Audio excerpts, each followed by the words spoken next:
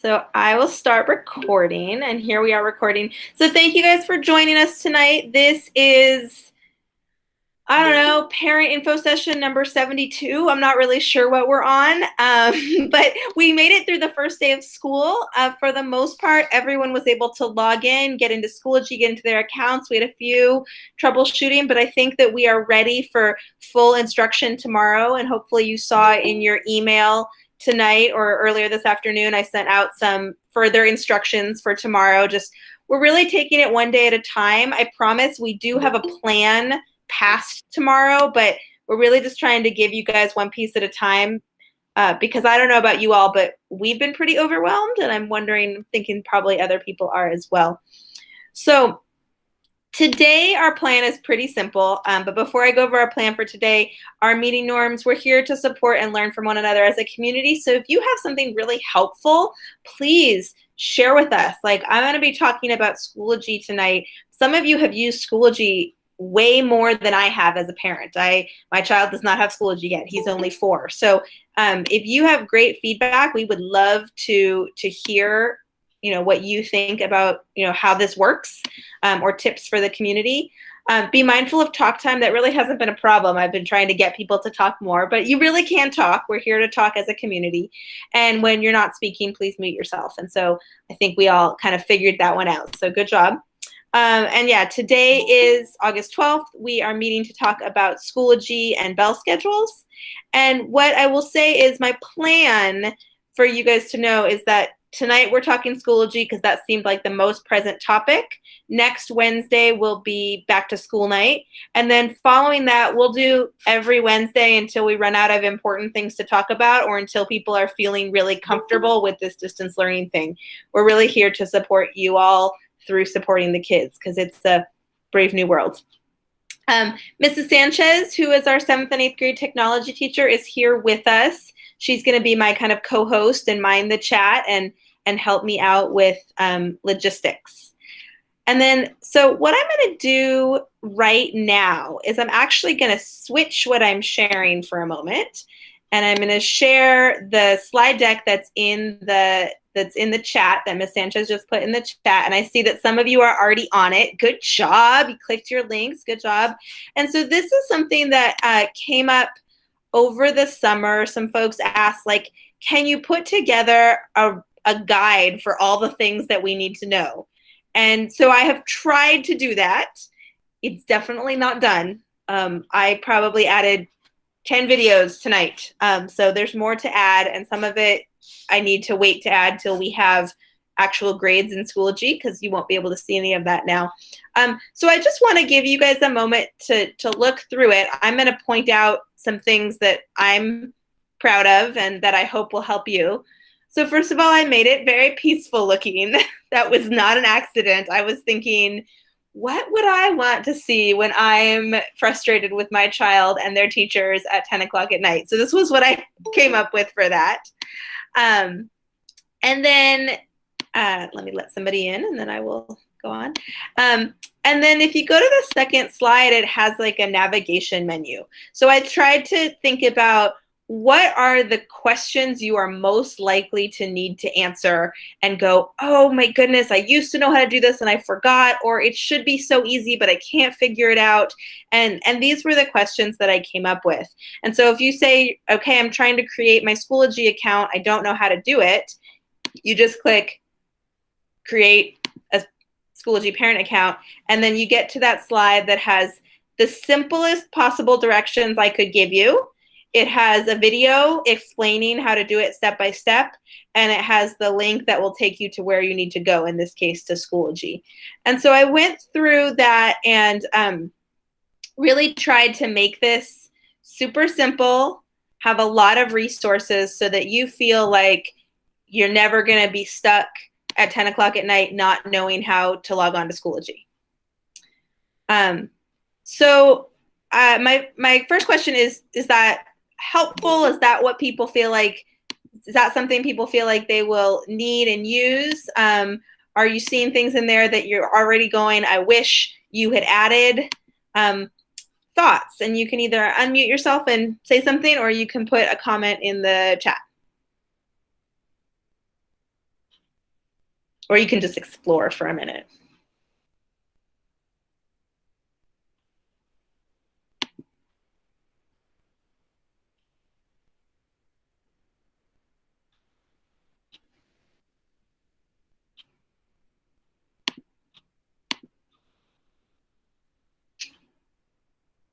I got a yes. I think that's a yes, this is helpful. That's good.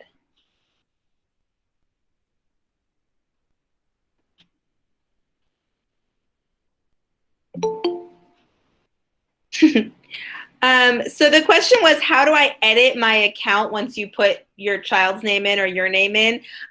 You have control over all of that, and I'll show you that once we get into Schoology. It's pretty easy, but not too challenging. So one of the things that we've been doing with our students, and you guys are welcome to do this game if you like. We're going to play a little game with our cameras right now, and you can choose to participate or not. But this is going to help me get a sense of what the group needs. So for a moment, I'm going to ask everybody to turn off their camera. Most of you already have your cameras off, but I'm going to ask you to turn off your camera. And then what I'm going to ask you, if you're comfortable, is I'm going to ask a question, and if you're comfortable answering yes to this question, I want you to turn on your camera, and I'm going to see your faces, and that's going to help me know kind of what people need in terms of getting time out of this presentation. We made your kids do this today. We'll make them do it in the future. It's a good way to sort of get a poll without having to actually ask everybody. So who feels like what they need the most help with tonight is setting up their Schoology account for the first time? If you feel like what you really need tonight is setting up Schoology for the first time, either turn on your camera or say yes in the chat. So if what you feel like you really need most tonight is just setting up your Schoology account for the first time, either turn on your camera or say yes in the chat. Okay, I've got one or two of those. Okay. Okay, and then go ahead and turn your cameras back off. And then if what you feel like you need the most tonight is navigating the bell schedule, knowing how and when your student needs to get online and all of that, either turn your camera on or say yes in the chat.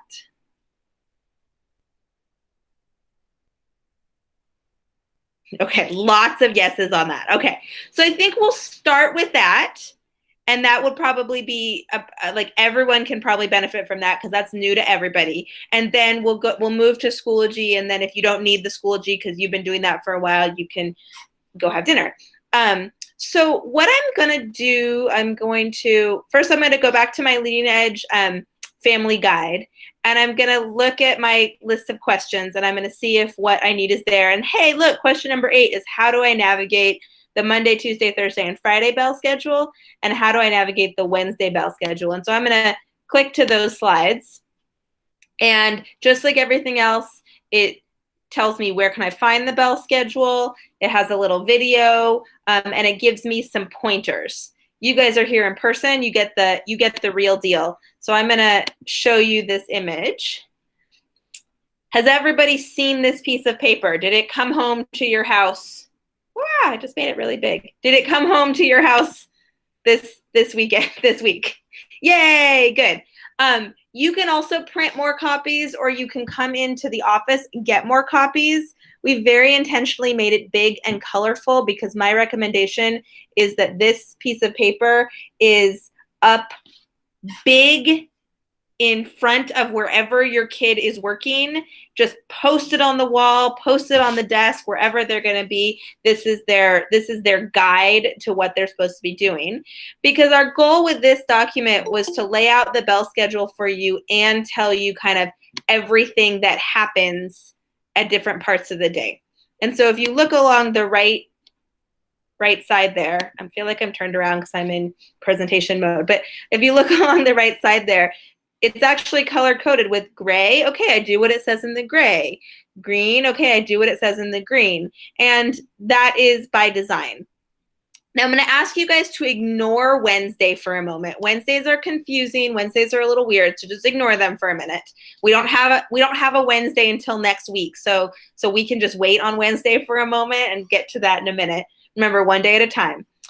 So the most important thing to understand is that your student needs to log into their class at the beginning of each period, right? So at 8:15, they're going to log on to period 1. At some point during period 1, they're probably going to log off and work independently, or they might log back on at the end, but the teacher will give them very, very, very specific instructions on that. The teacher might actually just keep them logged on and have them with their cameras off and muted while they work.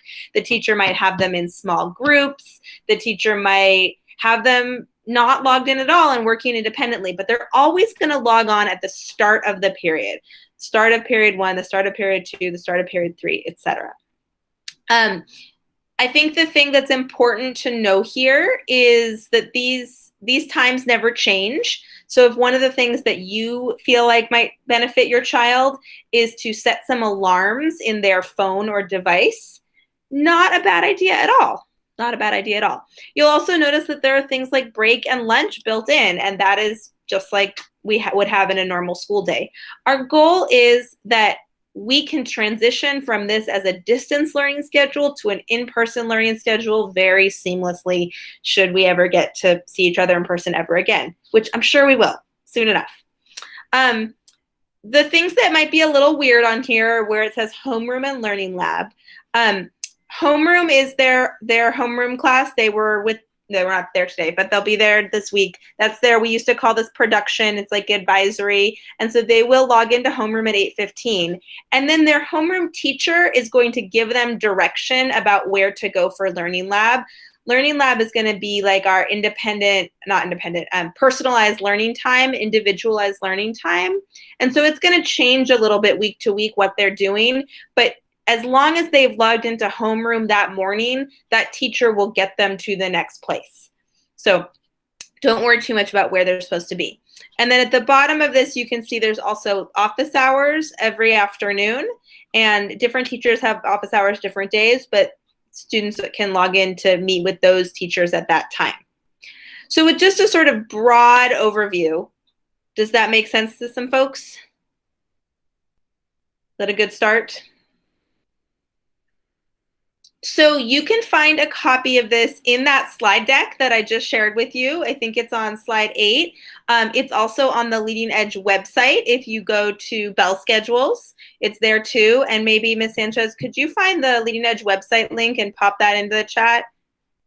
I'll give Ms. Sanchez a minute to do that. So here's the other cool thing that may or may not have worked seamlessly for your child today, but we'll get there. So now each of your children, when they log into their email, their school email, can also log into their school calendar. They always could do this, but they weren't using it very well. And in this case, I'm looking at it from a 7th grade perspective, but there's a 6th grade calendar, and there's a 7th grade calendar, and there's an 8th grade calendar. Your student won't have all of them. I'm special. Your student will only have one. And all they need to do is they need to say to themselves, okay, I have first period expressions. So here it says first period expressions. I click on it and look, there's my link to my meeting and my password. Everything I need to know right there. Or, hey, I have second period PE. There's my link. There's everything I need to know. These calendars are set up, and it's the same way for the 6th grade. It just looks a little bit different. Period 1, I have Mr. O'Brien, click. Period 1, I have Mrs. Babayoff, click. And you'll know what periods they have what. Those were in the schedules they picked up yesterday. And so the idea with these calendars is that the students can have reminders. All their links are in one place. And here's the beauty. The calendars are set to send them reminders 2 minutes before class starts. So as long as you get them sitting down at the computer and you see that they have their email, their calendar, and their Schoology open, we're going to bug them with automatic reminders to log on. That would probably annoy most of us, but we're hoping that this will really help the kids. Kimmy, I'll talk about Meet and Zoom in just 1 second. If I forget, remind me. So from that perspective of how to log on and where to log on, we have the calendars, and then we have the bell schedule. And I think between those two things, it'll be really, really helpful. Wednesdays, again, are a little bit different. The only time on Wednesday that they absolutely have to log on is for homeroom. That's the only what we call synchronous or live instruction on Wednesdays.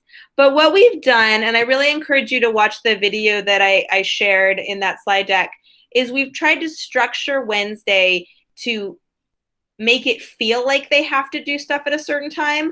I promise we won't tell them that they don't have to do it at this time. I'm telling you that maybe they do it at this time, maybe they don't. But I would really encourage them to follow this schedule. So the first thing on the schedule, and remember, all these things are over here on the side as well. Thanks. It's hard to make it just the right size. Okay.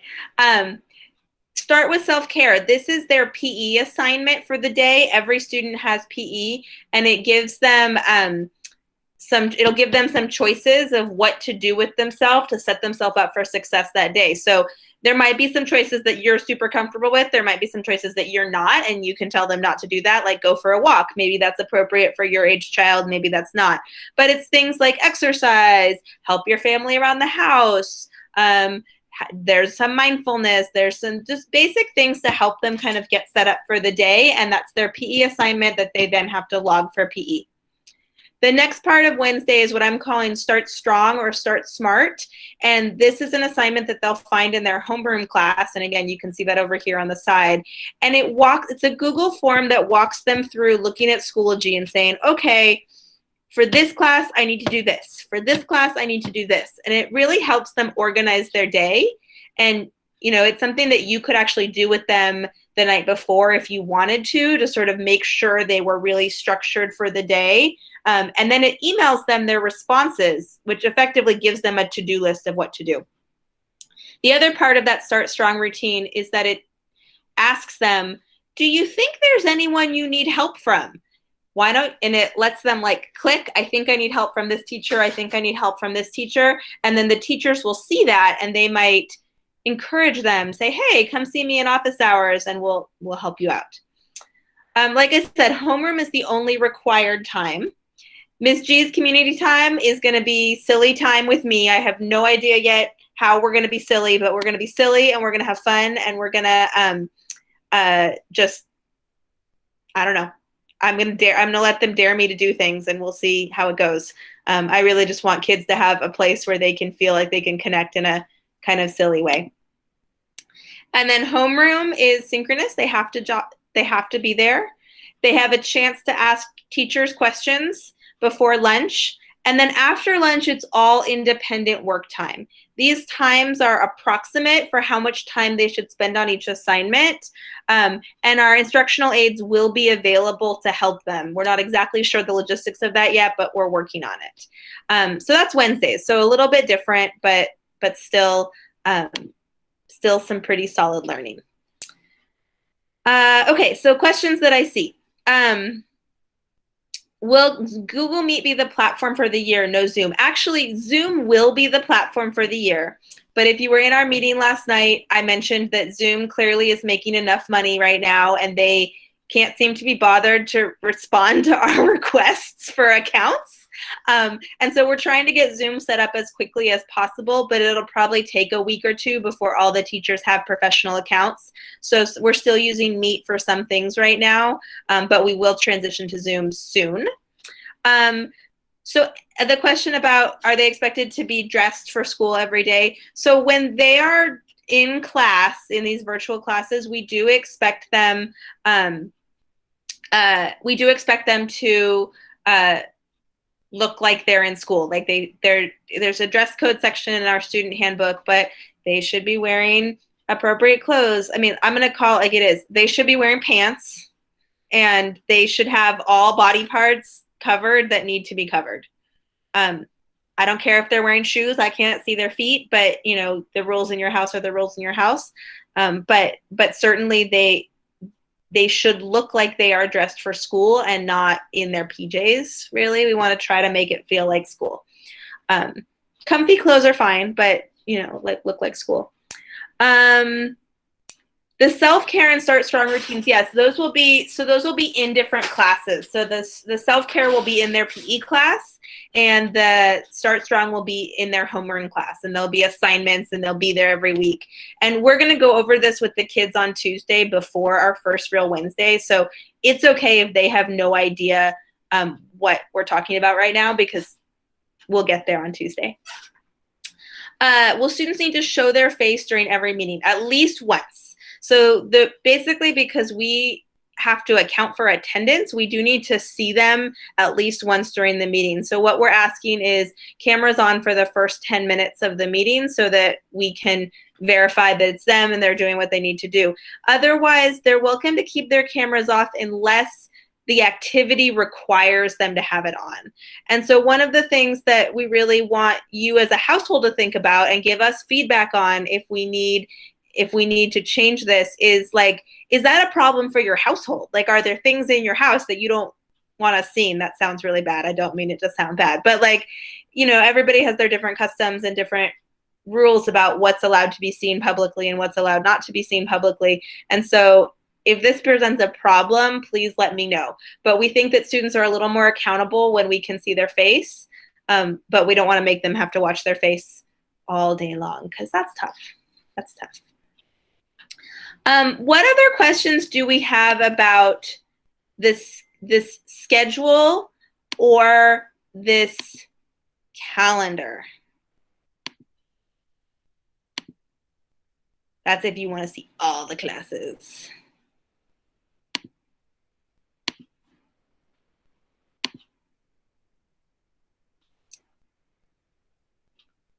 Give folks a moment. So whoever is DeLeon, you do not have access to this calendar, and there's a very important reason for that. I don't want to make these calendars public outside of Natomas Charter School, because I want to keep our passwords and our meeting links secret within the, not secret, but, you know, within the Natomas Charter School domain, because that's how we're going to keep some privacy settings for our students and really make sure we don't have Zoom bombers or Google Meet bombers and that sort of thing. It's kind of an extra level of privacy. That being said, there is no reason that you should not make your student share their Google password with you, because then you can have access to their email and their calendar as well. Some of you with 8th graders are going, heck no, that will never happen. But those of you with 6th graders, I did say it last night, password forgetting is going to be the most difficult part of the next couple of months. And so if you're able to get a hold of your child's password, that would make everybody's life a lot easier. You would have to deal with a lot less early morning password resets, and might just keep everybody calmer. And that's also a way that you can access the calendar.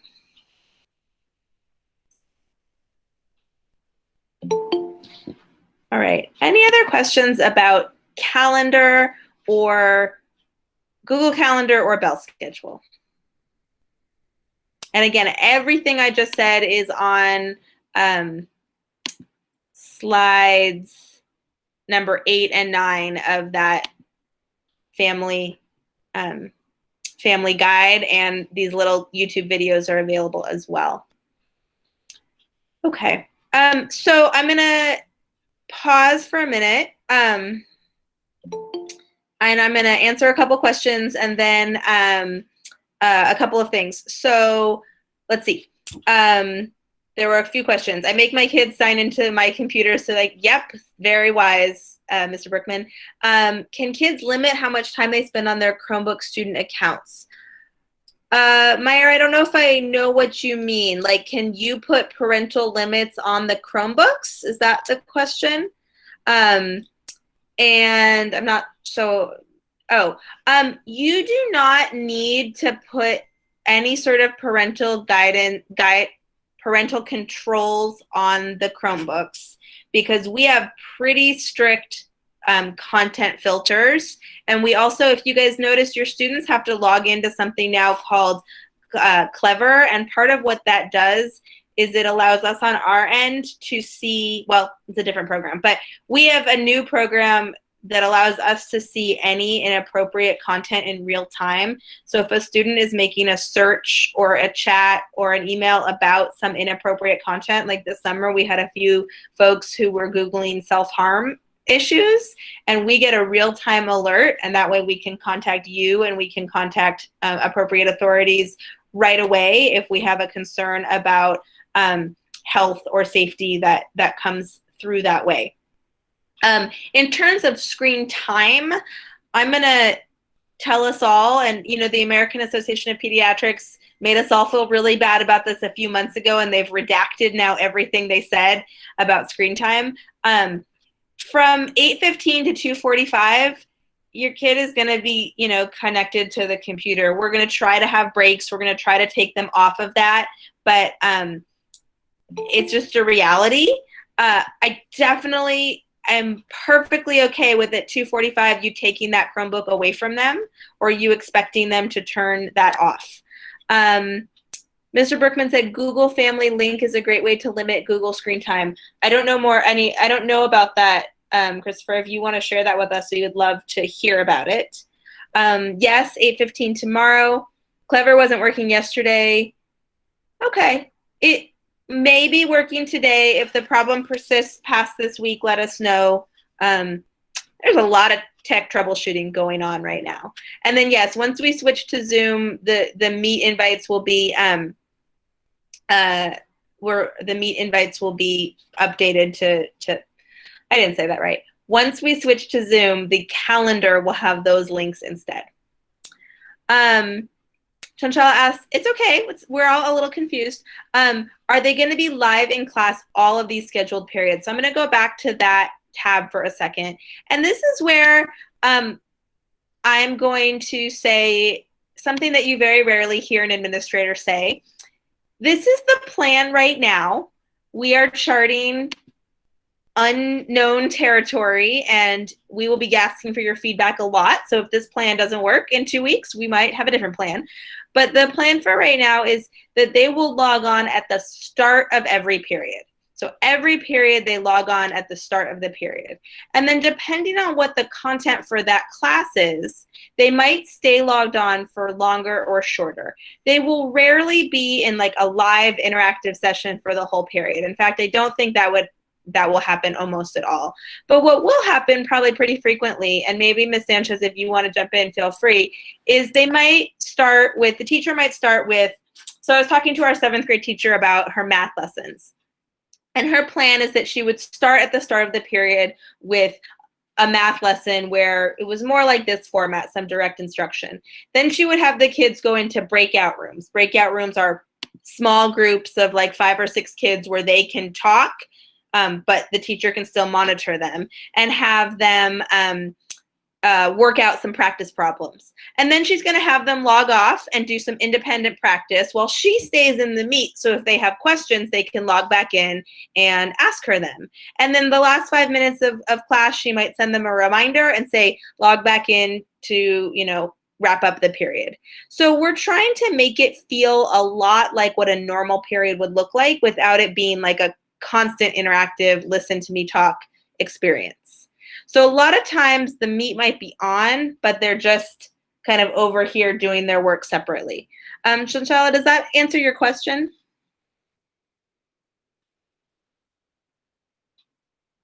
Awesome, great. Okay, so I'm gonna switch gears. If you have all of your scheduled questions asked and you want to go eat dinner, you're always welcome to jump out and go do that. We've had a lot of folks join us, so I'm going to do a reminder that this call is being recorded. And if you don't want your image joined, don't worry, Terry, we're not done. If you don't want your image to show up, keep your camera off. And I'm going to switch to talking about Schoology. If you missed some part of the first part, don't worry, we can always go back, but I'm going to switch to Schoology for right now. And again, if we remember this, I see Ms. Sanchez just reshared our beautiful slide deck of all the things you need to know. These first 4 are all about how do I create an account in Schoology, how do I log into Schoology as a parent, how do I add my student, all of that good stuff. So I'm going to go through that quickly and show you what you need to know. So the first thing you need to know is that your login for Schoology is not the same as your students. And this confuses a lot of people. Your students go to a different site. You go to Schoology.com. Can everybody see Schoology.com on my screen?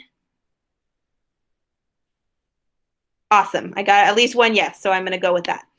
And Ms. Sanchez, you can feel free to throw these links in there as you might.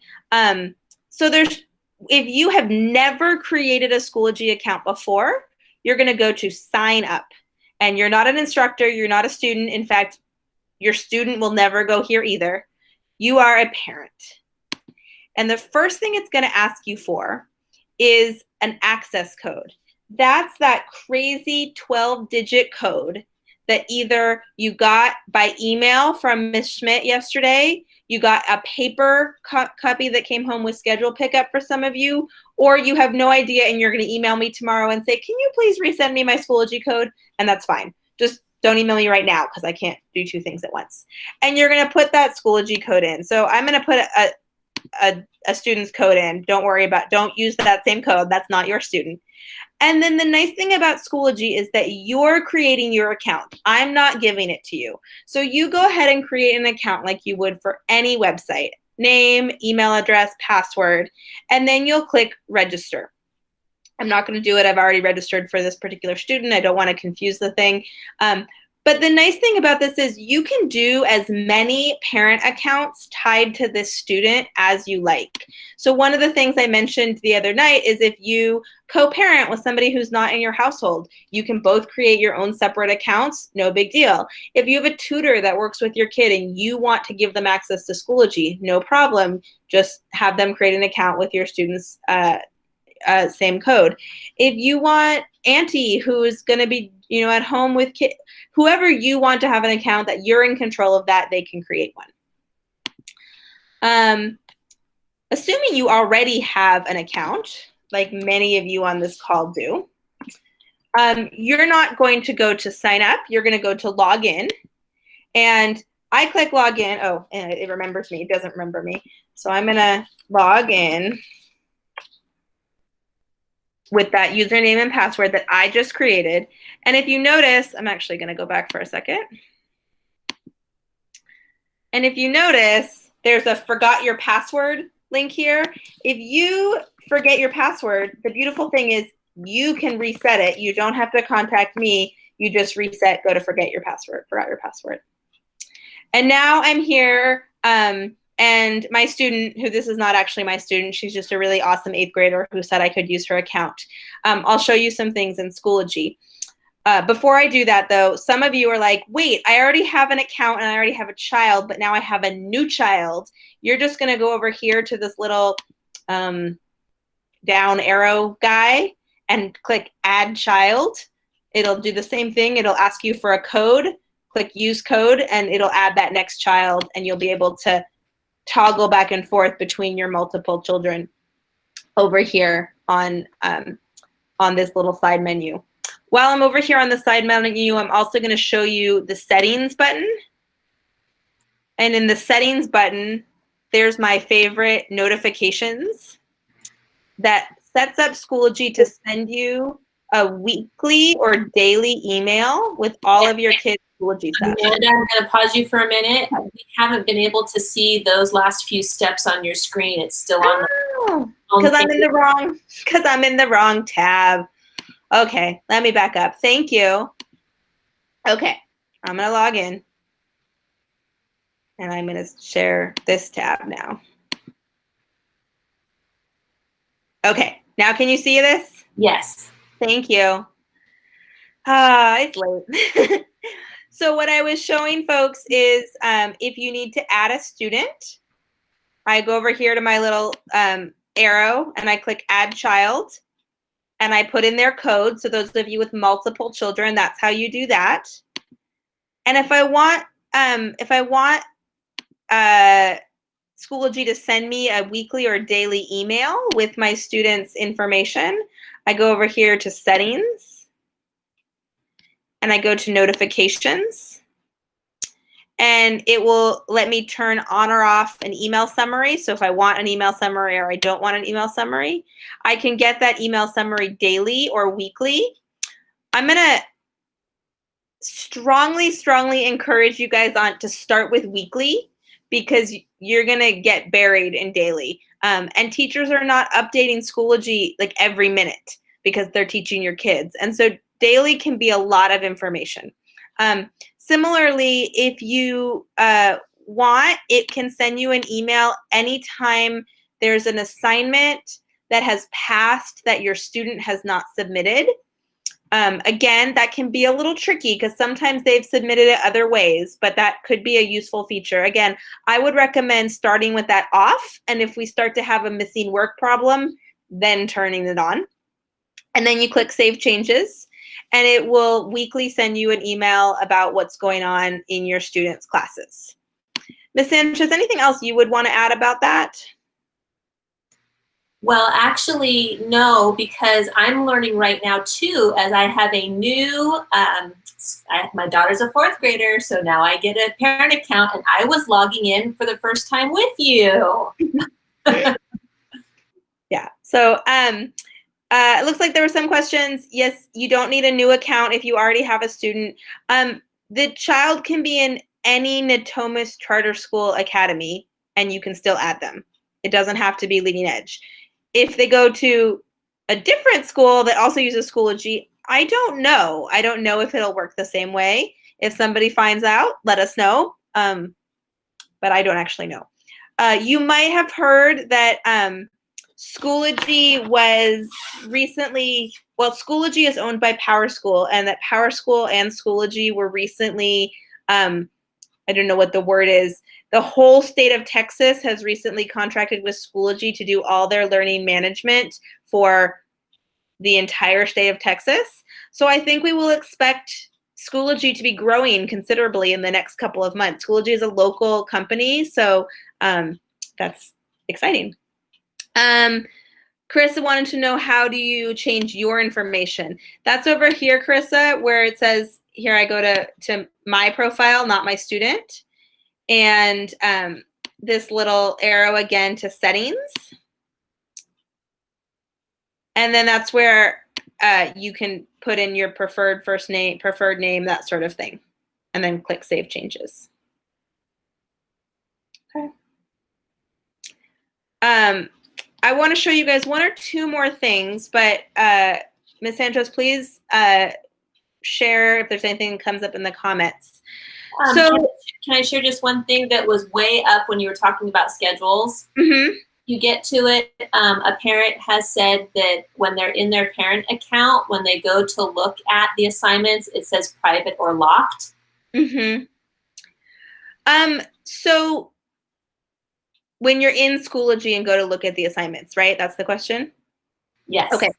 So when you're in Schoology, you can either be in Schoology as you, and you can see up here that it has my name, or I can be in Schoology as the child. And you're going to be able to see more when you're in Schoology as the child, as your child. You're kind of following them. And some things you can see is you can see their upcoming assignments for their different classes. You can see this part in here that is their like updates and feeds that are going on, a lot of times from Ms. Predel, our librarian. You can see, and I am going to answer your question, you can see their courses. So let's see, Ms. Sanchez, can I look at your course? She's not saying no, so I'm going for it. Sorry, I was muted. So if your student is in Ms. Sanchez's course, see now it says up here, I am viewing as my student. And so then I can click and I can see their work. I can click on these links. I can click on some of the assignments, and I can see more if I'm logged in as my student than I can as myself. That being said, there are still always going to be some things that you can't see, either because they're tied to a Google Doc that is part of that you're not shared on, that sort of thing. And that's okay. One of the things that is going to be super hard for us this year, because it's hard for us normally, but it's going to be more hard for us when we feel so connected to our students' learning, is letting our students have some independence. They're middle schoolers now. We kind of got to let them grow. And so if there's ever anything that you can't see, I would encourage you to ask yourself, do I need to see this? And if the answer is yes, then email the teacher, no problem. If the answer is no, then that's okay. That's okay too. Heather wants to know, how do I do this on the app? Heather, you're going to have to wait for me to learn the app because I don't really know. But what I'm going to suggest is that what people have told me is that the app is more difficult than usually the app is easier. My experience is that that is not the case with Schoology. I got a couple of people going, yep, the app is more difficult. I see some nodding heads. And so what I would say is, on your phone or on your mobile device, you might just get your weekly digests and look at them in your email. And then when you really need to navigate it, go onto your computer. Gloria, that's a great question. I'm going to ask you to hold off, and I'll come back to that question in a little bit. But Heather, if you discover some amazing app resources or wisdom, by all means, please let the rest of us know, because it is definitely the one thing that I don't even try to do on my phone. And I do most things on my phone. I think that's all. Like, I don't want to go into grades and assignments right now because there's just not really enough in there. Their grades are in here. Their attendance is in here. I don't want to show you too much of this because we are still really working out the details this week. That this will definitely be one of my future topics of how do I know when my student hasn't completed something? How do I know when they have something due? All of that. But I'm going to say, please let us kind of work out the details before we jump into that. And then before I stop sharing my screen, I will share this, that Gloria asked, are kids going to be reading books? They definitely are going to be reading books. We're working on getting them books. They definitely will have assigned books and free choice books. Miss Prettle, if you don't know Miss Prettle, she's our amazing librarian for NCS. And so she's posted in Schoology how kids can request books, and she'll be doing once or twice weekly swing by and pick them up on your way home from work kind of things. Like, here, from this hour to this hour, your little gift bag of books is going to be available to you. And just like we had materials drop off and pick up yesterday, if we stay in this kind of distance learning for a while, we'll have to do more of that. We'll have to get more resources to your kids. We'll have to get books to them, and we will figure out how to do that too. That being said, if you have the ability, please just make sure there are books that kids like to read in your house, whether that's something with your public library or with Miss Prettle. We will definitely have reading time available, and it's a great way to get them off screen.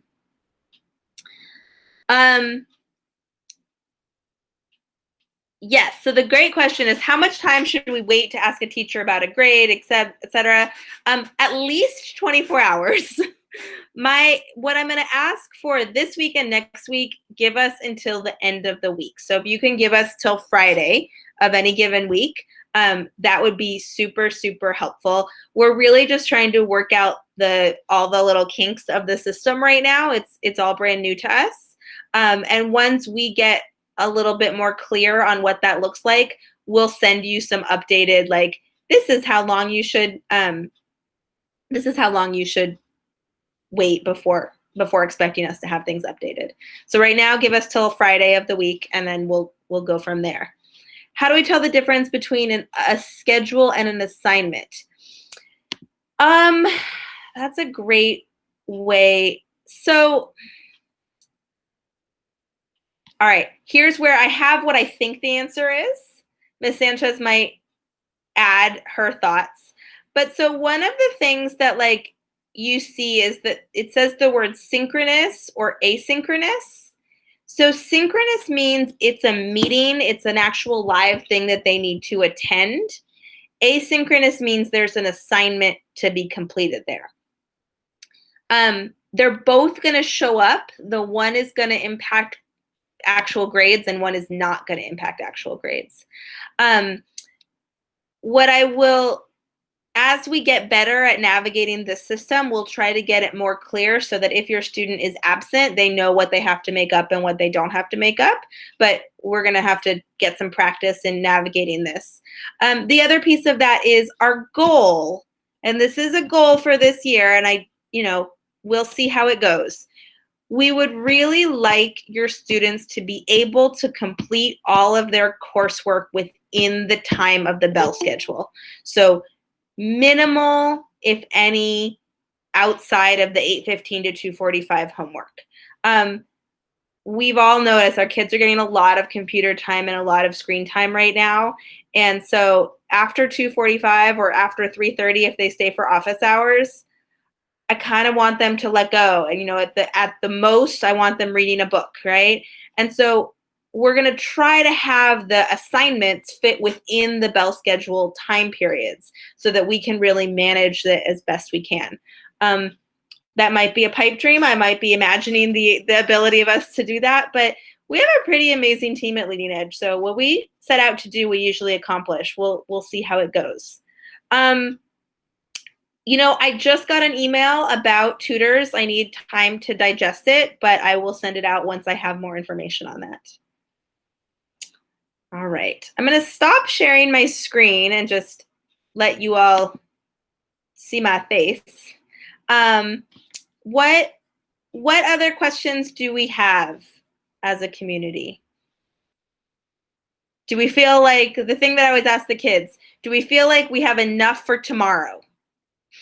Do we feel like we have enough to get us through tomorrow? Yes, I got a yes. Excellent. Yay, lots of yeses. You guys are making me happy with the feedback. It's definitely, yeah. Okay. Amanda? Yes. Hi, I came late. I apologize for that. So if I'm asking a question you already went over, just let me know and I'll watch the recording.